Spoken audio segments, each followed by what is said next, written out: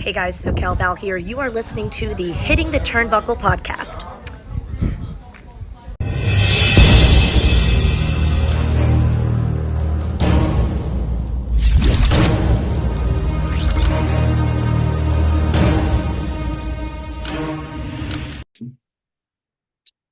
It is AEW Dynamite review time on the Hitting the Turnbuckle channel, which means there's two of us here, me and the AEW guru, problem child, whatever you want to call yourself now, Mr. Dave Robinson. Evening, mate. Yeah, mate, are you okay? Oh, yes, it's been a while. How you been? Yeah, been a couple of weeks, hasn't it? Yeah, yeah, Yeah, really good, really good. Yeah, good, thought good, good. thought Dynamite was really good this week compared to the two prior weeks. I wasn't particularly happy, but I think this week it's returned to its former glory. Looking forward to talking about it with you. Happy Dave this week, shall we say, on Dynamite anyway. Talk about, oh, well, we always say, how many times we say on this show, start your show hot. They did massively on this. Swerve and Hangman put on an absolute clinic as we come accustomed to with their feud. It was a draw. Swerve wanted this time a few more minutes. Hangman said no. We thought that was going to be the end, but no. Then Tony Schiavone then announced a triple threat match for final. Was it resolution? Resolution is, isn't it? Revolution, yeah. Sorry, revolution. That's the word. Revolution. I mean, first off, Dave, what an outstanding way to start Dynamite. And I think it made perfect sense putting them both in with Joe. Yeah, yeah. I was hoping we'd get the triple threat. This match, it just flew by as well. You know, it was a Yeah. half an hour time limit draw, but it just didn't feel like half an hour. It was, I couldn't believe it when they made I think Justin Roberts made the announcement that there was 5 minutes remaining. Yeah. And I thought I must be a 20 minute limit, but it wasn't. It was 30-minute limit. I just thought, yeah, we've saw two excellent matches from these two in the past. But this one, and mate, there was like a double turn in it as well. Like Yeah. Swerve really, you know, he's been getting great reactions for months, but like Hangman was getting booed, and it was almost like Hangman was the complete heel and Swerve was the face. And I think the finish and Hangman not wanting to go 5 more minutes, and then his reaction to the triple threat, I just thought it was perfect. I think Yes. Connor on the outside as well. There were some good moments with him. Nana. Dancing. Yeah, but I think I think Swerve now is pretty much a babyface off the back of this match. Yeah, I think so. I certainly think he is. They certainly look like they teased a double turn, as you say, and they've Yeah. done it. But this is what we've been accustomed to from AEW for, well, really since the inception, these type of quality wrestling matches that actually also tell a great story in the ring. Yeah, yeah. It was, as I say, it started off in the right vein, and you always get excellent matches in ring action from AEW. But it's the story, and that's what we've been annoyed with the last few weeks. But this story, not just the story of the match, but the story of Hangman and Swerve's rivalry, and Yeah, the importance of the outcome of this match, but not just, not it wasn't just important for Hangman to win to become a contender for Joe and face Joe, but he hasn't beat Swerve in their last two matches. Swerve won both, so yeah, you just saw how much that was affecting him, the fact that he couldn't beat Swerve, and then the next best thing was that Swerve couldn't beat him, and he was trying to take solace in the fact that he hadn't lost. But Swerve still has gone on to main event Revolution, and you saw the frustration that had built up in Hangman because of that as well. yeah, So yeah, I just thought this was excellent. Short term, long term, the match that we're going to get at Revolution is going to be excellent. I'm hoping, and I think Joe will retain still. I think it's a bit early for him to lose the yeah, title, but I think it's going to be a great match.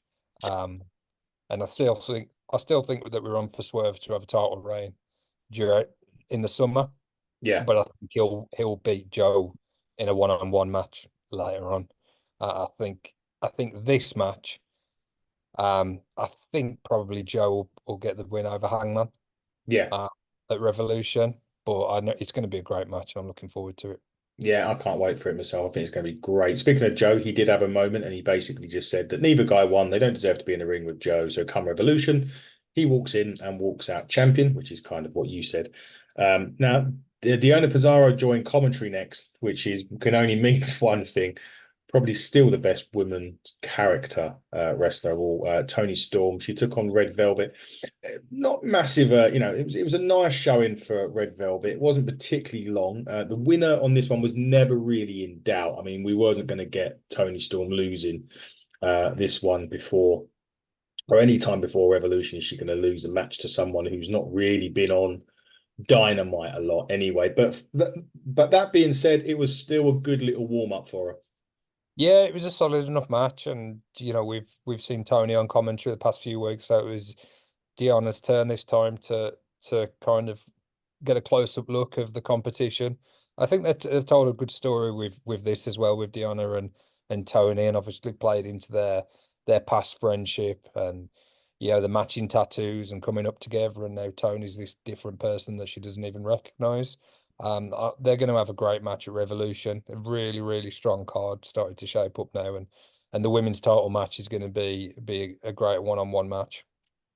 It will be. I'm going to talk more about the women later because we'll get into why and in a bit. So we'll move on just because we were going to revert back to the women later. Then there was a bit about best friends now. Cassidy's defending his title against Ishii for fuck's sake on Saturday, and then there's also which Trent find weird, and they're still going towards I think Trent splitting up from best friends, and then the trios match was set with the Undisputed Kingdom on Rampage. But first off, we'll get into the kind of what's looking like the breakup, but Cassidy and Ishii on Collision's just going to be a fucking train wreck, isn't it? Yeah, yeah, and I don't know if Ishii is part of Chaos. Is that why Trent thought it was weird, or I'm not sure because I know there's like the New Japan Mm. stroke AEW faction involving like Rocky Romero and Orange and Best Friends. So I'm not sure if Ishii is part of that. Yeah, not 100% sure, but that's going to be a great match. It's kind of come from nowhere. Mm. But I suppose, we said it before, every match doesn't need a story. No. I'm looking forward to seeing Ishii, and perhaps we're going to be seeing more of the New Japan stars leading up to the summer and Forbidden Door. We might be seeing a significant New Japan star making their debut in AEW soon, but I think we'll get to that segment when We will. yeah, yeah, yeah. So I won't say any more on that, but I think we'll see more New Japan stars over the next few months. And Ishii is somebody we've seen before.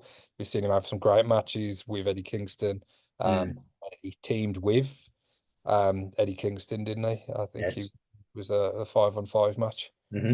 Um, so yeah, Ishii always has great matches, and I'm sure the match on Collision will be no different. He had an absolute belter with against I think it was Ricky Knight Jr. or Luke Jacobs over here. I can't remember. Luke Jericho. But yeah, oh my God, it was sensational. I'm looking forward. I mean, I'm looking forward to seeing it anyway, just because I like Ishii. Cassidy's great. Yeah, we'll get into what you mentioned. Well, there is going to be a New Japan star, definitely starting with AEW soon, because it's soon time for this man to make his AEW official AEW debut under the roster. Anyway, we'll talk about that because there is something interesting happened on another wrestling program called NXT this week. So we'll hit on that and we'll talk about that in a minute, as you say, because something happens. The Blackpool Combat Club now, for fuck's sake. So CMLL guys are here, and you know what I'm like with Japanese names. Here we go. So it's Volador Jr., Mascara Dorada, and Hechicero. Is that right? About right? Yeah, that's close enough, mate. Clubs against the Blackpool Combat Club. This was all. This was all. It was great because on one hand, you had these three sort of luchador wrestlers or CMW wrestlers. On the other hand, you just had Danielson and sorry, Claudio Danielson and Moxley were just in your face, smash mouth wrestling. So it was worked really, really well, Yeah. and it does feel like this CMLL thing really does feel like it could be something special if they carry on doing it the way they have been. This could really, really be really good. This could really, really be good for AEW. Yeah, I think so. It's they've presented them as equals. Mm. You know, they're not like cruiserweights. They've presented them as top luchadors. You know, Yeah. the top stars, the Mexican stars from CMLL. And when the match lent into more of the lucha style, that was when they got the advantage. Mm. And then when it became more of a fight, that's when the BCC got the advantage. And I love that contrast. I Yeah. think, there was more CMLL guys at ringside. Yeah. Um, there's others that we've seen as well you know, over the past year, popping up, and we've seen that influx of luchadors, and that's been a feature in AEW. But I think putting them into a meaningful story with an established team like the BCC Mm. uh, is a real smart thing to do. And I mentioned Forbidden Door but I'm sure we could see AEW, New Japan, and CMLL as Yeah. part of Forbidden Door this year. It looks like, it doesn't look like a one-time thing. It looks like it's going to be an ongoing story, which I'm all for because I thought this was great. And I saw some moves in this which I've never seen before as well. That Hechicero guy, he's incredible. His match against Danielson last week was great. Yeah. Is that his Um, name? Is it Hechicero? Mate, I think I've just totally butchered that, but I had to give it a go. Uh, but yeah, their match on Collision was excellent, It was. and yeah, yeah, I think that's the biggest takeaway that I took from it, that they were presented as equals. That it wasn't like, cruiserweights against heavyweights or anything like that. It was these experts in this style of wrestling versus these experts in this style of wrestling, and they clashed, and we got a great encounter. And I'm sure what's exciting is all the other matches that can come off the back of it as well, the Yeah. singles, the tag matches, the triple, the trios matches that we can get as well. So yeah, they're doing a great job with this, like you say.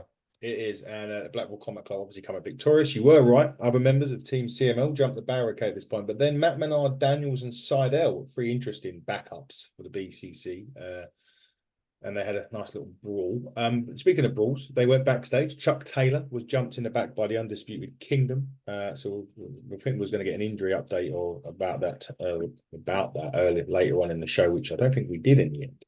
But Tony Khan's big announcement. Now, generally with these things, we know we've heard them. Had Dixie Carter's had fucking shit tons. Tony Khan's had a lot. Some are good, some are not so good. This one was good. Announced that they're going to the TD Garden in Boston. Now, for Big Business, that's the show. That's what it's going to be called. If anyone has seen the poster, Boston is spelled BOSS. Now think about that. Right. So we're all planned. This is another where I was reverting back to earlier with the question. But first off, it's pretty much at this point nailed on now that is going to be the debut of Mercedes Moné / Sasha Banks. Yeah, yeah, I think there's reports that she's been actually part of on the payroll for a while now. Yeah. Picking up a check from AEW, but I think this event, I take it's in her hometown. Uh, Hmm. will be the perfect place for her to debut, and AEW have done similar things in people's hometowns, so absolutely the right place to bring in Mercedes. But I want to hear what you've got to say about the NXT news because I've missed that. So before I say anything else, what's gone down there? There was a promo that aired on NXT this week, and it was talking about a man with three faces, Okay. and it was whether this was an Okada thing, I don't know. Whether would you put a card on NXT to start? I don't know. But yeah, it was a promo about a man with three faces. And it was Japanese, like reverting to like Japanese and stuff like that. So, Oh, um, right. See, so I'm under the impression that Okada and Mercedes will both be debuting at Big Business. that's exactly what I was just about to say. My Yeah. belief is exactly that we're going to see the debut of Mercedes Moné and we're going to hear the coin drop of Okada uh, Yeah. at Big Business. Yeah, I think that would be the perfect place to bring him in. And Tony Khan said how big a night it's going to be. And it looks obvious, the spelling of Boston, Yeah. that boss, Sasha Banks, Mercedes Moné will be coming into the company, or, it would be the first time we see her as part of the roster. But I Mm. think there's more to it than that. And I think Okada will be the other one. Yeah, I think so, yeah. possibly. I mean, he's got the relationship. He's been in AEW in the Mm, past for yeah, matches. You know, similar to Osprey. Um, I think it'd be the right place for him. I would trust Triple H with Okada if he did go to WWE. mm, But I think perhaps I don't know the relationship he's already got, the friendship he's already got with Bryan Danielson as well. yeah. Uh, you know, Bryan Danielson at the minute's got a win over Okada, isn't he? So I think Okada will be keen for him to face again and Okada get his win back. So I think uh, I think big business would be the perfect place for a couple of new faces, and I think Okada's going to be one of them. Yeah, I think so. I think so. I say it wouldn't be. Oh yes, 5 weeks time. So you could also Osprey should already be in by then. I would have thought Osprey would be debuted before then. He's got Yeah, one more show next Sunday, which we're going to high stakes here in the UK, and I think then he'll be debuting on AEW. But my question going back to the women's side, and I've been thinking about this for pretty much since Wednesday, when we've done this, was obviously this is Mercedes Moné is going to be a great signing for AEW. There's no doubt about that. But my thing is like, is it bringing in too, like, not say too much quality too soon? We've not long had Deonna Pizarro come in. Now she's been getting the main event rub. She's likely to lose against Toni Storm at Revolution. I would have thought anyway. I don't think it's the time to take away from that.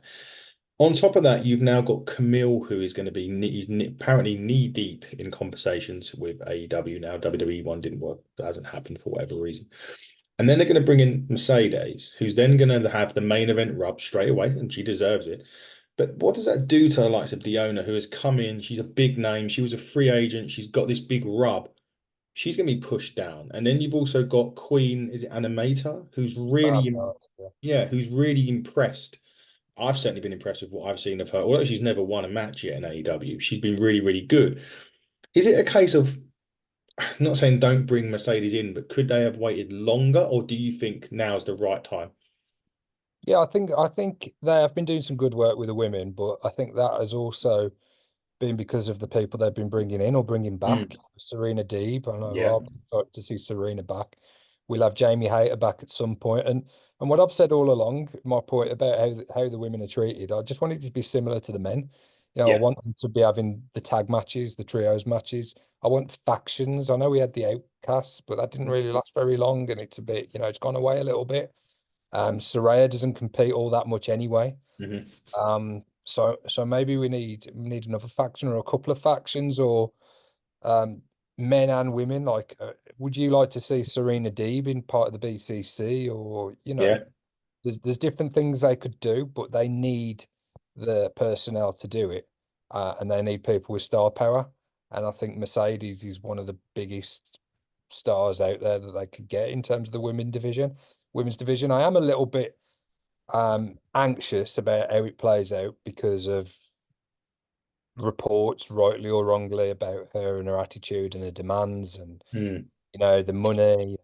You know, part of the reason why she hasn't ended up in WWE apparently is because of they weren't willing to pay her what she was demanding. So Yeah. that concerns me because if she comes in and she's on astronomically more money than some of the other women there, the likes of Serena Deeb, the likes of Thunder Rosa, Britt Baker, you know, that could cause conflict backstage. But if she's getting eyes on the product, having great matches, having great stories, and she justifies that expense, then that, you know, that gives the other women those opportunities to share the stage with her and, you know, have those big matches. So it can work out for everyone. Um, but yeah, to answer your question, I think we've become accustomed with AEW of getting big male stars in. I Mm. think it's time to really give that focus to the women's division, and they've been doing that on the whole.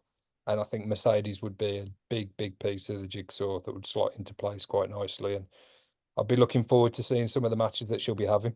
Yeah, and Camille would be another big one if they could get Yeah, her yeah, absolutely. in. Yeah, Yeah.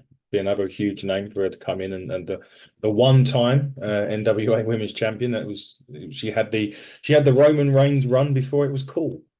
She yeah, had 700 days or so as the NWA Women's Champion, so that would be another great get, assuming it happens. There's two bits of news aside from AEW that I thought would cover off now quickly. One is actually just broken as we've been talking at the time of this, nearly 8:30 on a Friday night. Progress Wrestling and Defy Wrestling have merged together. So that's news for the British and American fans together. So Defy and Progress have officially merged. So we're going to see a lot more, I suppose, Progress will be going over there a lot more, Defy be coming over here. So that's good news for British wrestling as well as US wrestling, that one. The other bit of news was in TNA, which you alluded to, messaged me the other day. I wanted to get your thoughts on it. I know this is an AEW show, but it's important that we cover this off. Scott D'Amore has been fired or terminated by Anaheim. Caused a bit of a stir amongst other things causing stirs this week in wrestling. What do you make of this? Now the stories come out now that he tried to buy TNA from Anaheim and it didn't. They rejected it, and then he kind of knew something was coming off that. But do we have to be careful to be too negative before we even know what's happened? They've already taped sort of 3 or 4 tapings have already done, so we're not going to really know until the next set of tapings how things have changed. What did you make of it, and do you think it's too early to start being negative about it before we can see what the changes have been made? Yeah, I was very surprised by it, to be honest, because they've had this massive resurgence. They've gone back to the TNA name. D'Amore's been pivoted, certainly as far as we're concerned, the viewer. It seemed to be that the talent were all 100% behind D'Amore and his vision for the company. Yeah. We asked that of Decay the other week about everybody seems to rally around and really get on board, and putting on some great shows and some great wrestling content over the past 18 months or so, 2 years. And that really culminated with the bringing back the TNA name, which obviously D'Amore has been there since 2003. Yes. And they're a long time, pretty much since it started. So to hear this news now, so soon after they've gone back to the TNA name, that he would no longer be part of the company. I always had the impression that he wore a lot of hats and he did a lot of things backstage, and he was a huge part of production and the on-screen talent and storylines and producing the shows. So yeah, I kind of thought it must be part of an angle, to be honest, when I first read it, but it doesn't seem to be the case at all. So maybe an opportunity for AEW, WWE even, or NWA, somebody who would absolutely love to have someone like Scott D'Amore on the payroll, assuming nothing major's gone on backstage, or there's not things that we're gonna anything negative. I'm not sure, but I would imagine he would be re-emerging in a company soon. He seems too pivotal in what happened with TNA for him to not have a job in wrestling. Yeah, definitely so. We'll have to see what happens to it. As I was shocked as you was reading it. I don't, as you said, I don't think there's going to be any drama backstage. I think a lot of the wrestlers have come out in support of of him, not the decision, but of him. Yeah. Which will say that he was one of those well-liked ones. We're not going to get a Vince part 2 or anything like that by the sounds of it. So we'll see what happens. We're always the Nothing to positives. suggest anything like that, is there? But Yeah. it just was such a shock. You kind of read it and go, "What's happened?" Like, hey, Yeah. like, it was Scott D'Amore is like, yeah, part of the furniture at TNA. Even more so than some of the wrestlers that you'd associate with TNA, your Samoa Joes, your AJs, people like that have all moved on, but he's been a constant throughout everything. So Yeah. for him to just kind of with no rumors or nothing suggesting that this was going to happen, for it to just happen all of a sudden, Yeah. yeah, strange one. Stranger, we'll see. We'll see what happens for sure on that one, and we'll keep a close eye as we do on TNA stuff. Anyway, back to AEW. Konosuke Takeshita against Jericho. And now I have to hold my hands up on this. Now, obviously, we've slated Jericho a lot on this program, and it's been necessary. It's been granted. I'm not saying that we shouldn't have done. And when I saw this, I was like, oh Jesus, fucking hell, here we go again. I take back that because Jericho in this match took some absolute blows. I mean, he took a brain buster to the floor. He got stabbed with a fork. He took all that sort of stuff. He put Takeshita over. Not only did he do that, he tapped to his own finisher. But the match itself was so good, and it reminded me of Jericho of the old days. And it was really nice to actually watch a Jericho match and actually be like, yeah, this is really good. And Jericho kind of going back to his old self a little bit. Yeah, I think this was good. And now Jericho's put over Hobbs in convincing fashion Yeah. and Takeshita. Really good as well, really good finish. We see wrestlers hitting their opponents with their own moves and stuff, but Mm. very seldom does it actually lead to a victory. So I mean, I can't remember the last time anybody tapped to the walls of Jericho, to be honest. So to win in that fact, I was surprised. I didn't expect Jericho to tap. Mm. But as you say, the match overall was really good. Takeshita's a star. Yeah. He's brilliant, and I think I prefer him in this role as a heel as well. He kind of, yeah, I like the Callis family, to be honest. I do. Mm. Um, I'd like to see a bit more of them, to be honest. But the fact that their top two guys in Hobbs and Takeshita have both picked up wins over the former AEW champion, that says a lot. And that's the role that Jericho should be playing. I'm not saying he should be losing every week, No. or every time he has a match. But it is time for him to, give these young stars the opportunity. And a win over Chris Jericho is a big deal, Yeah. and particularly in the nature that it happened, and a submission, against a world champion is, impressive enough as it is, but to use his own finisher against him, I thought that was great. Yeah, it was. It really wasn't. I say kudos to Jericho for pulling that one out of the bag. We've slated him a lot, and I say rightfully so. So it's nice to have him get out. Um, I heard this on another podcast about Jericho. You We listen we to other podcasts. What's going on? we no we do historically over Jericho's career, we've had the time to miss him because he comes in for a few years and then he disappears for a while, Mm. and he disappear he comes and goes, and every time he comes back he kind of reinvents himself. And I know he's had different things going on in AEW, and Le Champion is a different Mm. iteration of him than what we're getting right now, but he has been there pretty constantly. So maybe that has become the problem. We haven't had a chance to miss him, and that's affected, you know, the perception of him or people's enjoyment of him. There was obviously the stuff the other week in Mhm. terms of harassment stuff as well.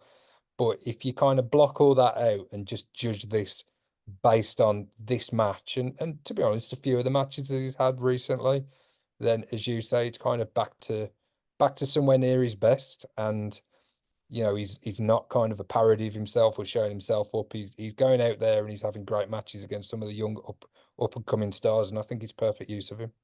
Yeah, absolutely agree. More of the same, please, Jericho. That's for sure. We're on to the main event already. So Dynamite was flew by, just much like this podcast, because it was that good, just like this podcast is. Um, Sting and Darby versus Big Bill, Ricky Starks, tag team championship match. The sight that I always see in this is when Darby Allin flew through the air and got caught in a one-handed boss man slam by Big Bill. This match was great. Again, really good main event. Sting and Darby win the titles here. Now, for a lot of people, that is, a nostalgia thing. It's really, really good. Sting wins the title. I think you mentioned a point a couple of weeks ago that you wasn't sure if this was the right. You thought this was the way it was going, but you wasn't sure if it was the right way to go. Um, After the match, obviously the Young Bucks, sorry, Nicholas Matthew and Nicholas Jackson come out and attack Darby, Sting, and Sting's sons, who looked like Sting did when he was a kid or younger. What did you make of this now, and are you still not sure this is the right way to go? I actually really enjoyed it. Yeah. I've got to say, yeah. I thought the Young Bucks were going to cost Sting and Darby the match, which kind of would have been a bit short-sighted because we know that the Bucks, it was not official for Revolution, but Hmm. when they were talking about the Sting's last match, they appeared on the stage and made their return. So for them to cost Sting and Darby, knowing that we were going to be going up against them in a few weeks' time, would have been short-sighted. So I enjoyed it. I did. I think giving Sting that opportunity to hold gold for the last time doesn't upset me at all. I think given that his run that he's had in AEW, the fact that they're undefeated, to now hold the gold, it does add another layer to the match, I suppose, because does he go out undefeated, or do the Bucks take the titles? If Sting and Darby win, do they relinquish them, or how all that plays out? So I don't think it's a guarantee that the Bucks are just going to win at No, Revolution because it's Sting's last match. I think Sting and Darby could definitely win and then relinquish the titles on Dynamite the week after. It's only Sting's last match. It's not his last appearance. no. And I think that match against the Bucks will be fantastic as well. Oh, definitely. I think it's going to be great. So I thought this was a good match. I think Big Bill and Ricky Starks have had a decent reign themselves. Yeah. I don't think it was ever going to be, year-long reign or anything for those guys. I think Ricky Starks is ultimately a singles competitor. But I have enjoyed his partnership with Big Bill. So yeah, I've got to admit I was perhaps wrong to be concerned about this. I thought it was really good, and I really liked the post-match beatdown, and Yeah. to involve Sting's sons as well, to be using white baseball bats and dressed in white, and then you had Darby's blood all over the white suits, which Yeah. made it more dramatic. I thought it was a really, really good end to what was a great episode of Dynamite, and for me it was perhaps a 9 out of 10 show, to be honest. Yeah, I had 8.5. I really, really enjoyed this one. I Yeah. thought it was great, top to bottom. The announcement delivered because it was the confirmation that a lot of us have been waiting for, which was obviously, Yeah. well, wasn't the confirmation, but it was kind of alluding to the confirmation that we've all been waiting for about Mercedes Moné. So, yeah, very, very good episode of AEW. Also, before we When I, go on. so I just when I watch an episode of wrestling, I want to be disappointed that when it's coming to the end, that there's not much left. And I Yeah, watched with this episode of Dynamite, I was like, oh man, that's 2 hours flown by. I wanted more. So I think if you use that as a marker, you want more of those than not. And unfortunately, the 2 weeks before I was watching, it was more of a slog, and it's yeah. this obviously the same period of time, but it's just when it's booked right and the stories make sense and the matches are good and everything just flows and the pacing's good. Yeah, I just hope they can use this now as a line in the sand, and when we get more and more episodes like this on a weekly basis. Yeah, definitely agree. I think the ratings also went up this week as well, which was good. I think they got 809,000, I think, this week. I can't remember what it was last week, but pretty sure it was an increase on last week's show, which is good. Anyway, back to some announcements. Congratulations to Smashing Mike retaining against Eddie Dennis at Ignite. So he's still our turnbuckle champion. His new opponent will be announced next week. I already have the video from Brilliance Country. That's all I'm going to say about that for now. But yeah, you'll find out next week. Next week, also, we've got Welsh standout Dow Johnson coming on the podcast. I think that's Monday, actually. Unusual to have an interview on a Monday, but we are on this one. Slam Masters Wrestling's coming on next Thursday. Next Friday, as you may have saw yesterday, former Knockouts champion ODB from her food truck, I believe, will be coming on to have a chat. And then the following week, we have the one-man band, the former 3MB, 1MB WWE Tag Team Champion Heath Slater will be coming on the following week. We're looking forward to that as ever, and there'll be hopefully an announcement soon. Oh, we announced Buckle Up again on Sunday. That is coming on July the 14th. Yes, July the 14th. Tickets will be going on sale, I think, pretty soon, actually. From what I've been told. And there will be another announcement very, very soon about something else that we're doing. So keep your eyes peeled to socials for that, because that should be dropping within the next week or so, with any luck. I can breathe a bit more now. We're done. Oh no, there's one more. There's one more. David Francesco from Revolution Pro Wrestling will be coming on the 1st of March. There we go. I did remember bring that one in at the end. But yes, busy as ever, as we all are. Dynamite was great. Looking forward to more. We got Collision this weekend. We got what the hell is going to happen on SmackDown this evening, as this is Friday night. I have no clue apart from Triple H is going to be on there to carry on from what happened yesterday. It was pretty good. I mean, I don't think that was the original plan, was it? From what I've read, they've seemed to have pivoted, Yeah. but I think it was really, really good actually. I don't know what you thought of it, but I wasn't necessarily expecting a Rock heel turn, which that looks like is what's happened.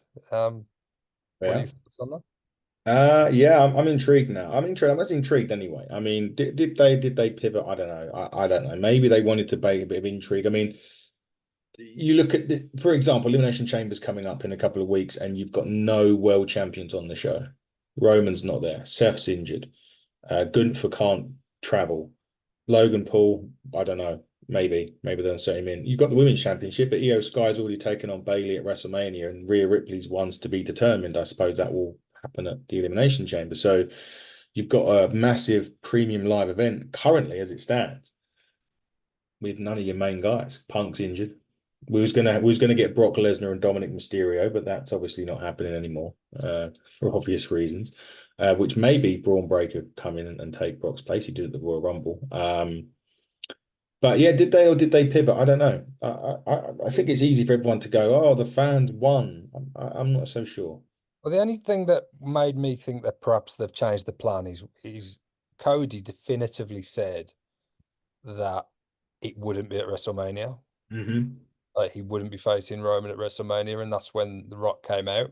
Yeah. So it seemed to me confirmed that The Rock would be facing Roman at WrestleMania and Cody would be facing Seth. Now Mm. he then said in that press conference in Las Vegas, yeah, I've made my decision. Yeah. That did seem like a little bit of a backpedal, Yeah. but one that you could kind of ignore to a degree. Um, I don't know, man. I don't know. Obviously, WrestleMania is over 2 nights. Yeah. It sets up a potential tag match with Rock and Roman together, but then are we going to get Cody Roman? Are we going to get Rock Roman? Are we going to get Cody Rock Roman? Are we going to get Cody Rock Roman Seth? There's a lot of intrigue. But I really thought that was an end. I really liked that press conference, and I think to do those on occasion, Mm. they're a little bit different. Yeah. Yeah, I've got to admit, I thought they really, really salvaged what could have been quite a negative situation and The Rock getting booed and stuff, and Yeah. turned it round into something really, really interesting. And The Rock's kind of, not officially, but joined the bloodline. Yeah. And that wasn't something I was expecting. So yeah, I'll be interested to check out SmackDown as well and see how this story continues on the road to WrestleMania. It's always good when they leave you a bit intrigued. I like it. I like it. But yeah, they could put it together for Elimination Chamber if Seth's healthy enough. They could do Seth, Cody, Rock, and Roman because like Seth was got into their faces as well during that show. So Well, there's going to be 2 Elimination Chamber matches, I take it. one men, one women. Yeah. Uh, I'd imagine Drew McIntyre will be involved in that as well. Oh yeah, definitely. If he doesn't win it now, I mean, the good thing about it now, right now, is everything is up in the air. Yeah, Gunther's opponent's up in the air. We still don't know if Cody and Roman are going to do it. But Triple H is going to be on SmackDown tonight to address it. So is it going to happen? Could yeah, they still pivot again? This is, yeah. there's so Interesting, mate. And as I say, the dirt sheets have gone mad. Everyone who's complaining. The Rock come out on McAfee's show calling Cody fans Cody crybabies, and then he yeah, used that again in the press conference. I just thought it was really, really entertaining stuff. And yeah, we still don't know what the matches are going to be. We don't know the matches for Elimination Chamber yet, but yeah, I've got to admit, whether they did it intentionally or they've stumbled across it, I'm really, really interested to see what happens next. me too. It's quite interesting. They've only got like 2 weeks to Elimination Chamber, and I've not even announced anything yet. Hmm. Yeah. It's really weird. Will Really, that be on in the day for us in the that's going to be UK? on at 10 o'clock in the morning. Oh, Fuck for that. yeah, And you got the one after WrestleMania is in France. So that's going to be at 8 o'clock. Happy yeah, day. yeah. Bro. We love these. We love these PLEs in other countries, but even when it's in Riyadh, we get it at 5 or 6 o'clock. So we need more. Fuck America, they get everything. Yeah. Keep bringing your PLEs to different countries, the ones that we can watch it. Nice times anyway, but Yeah, more of that, and we'll find out. There's a lot of wrestling going on. Wrestling's thriving. Let's keep it that way. Fuck the negativity. Just enjoy what you enjoy, watch what you watch, but just make sure you watch it and just keep watching it and keep enjoying it like we are on this show. But Dave, I'm gonna let you go and have some dinner because you've not long been in from work. So go and have some dinner, and we will meet up again and we'll chat some more stuff very soon with AEW. There's so much stuff going on. We're looking forward to Collision, as I said, SmackDown. No pay-per-views this weekend, but we'll be back to do it all again soon. And until then, everybody, he's gonna serenade you off like he normally does, as it's AEW. Go ahead, Dave. It's come to that time, mate. It's time to bid you all adieu, goodbye, mwah, and good night. Bang. Stay safe, everybody.